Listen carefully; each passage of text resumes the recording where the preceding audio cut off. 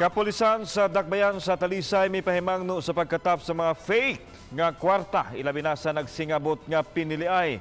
Usa ka karinderya sa Dakbayan na biktima sa mini nga kwarta. Si Chona Carion sa exclusive report. Kining usa ka kanaanan nga nahimutang sa Barangay Muhon sa Talisay City, bag-o lang na biktima. Gibayaran si Carol Mandawe sa iyang customer nga mipalit og sudan og tibuok 200 pesos apan nasuta nga peke di ay kini. Ang kwartang gibayad gibasa na lang aron dili na magamit.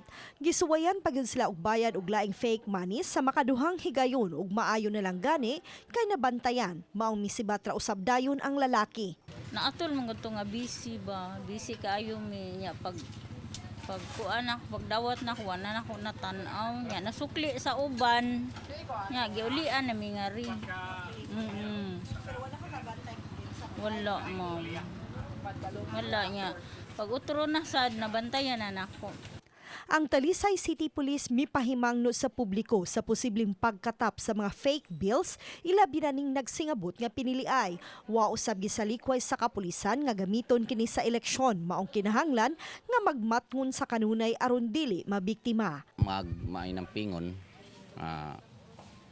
labi na kanang mga tao nga dali mo approach nato nya mohatag og mukuan og tabang.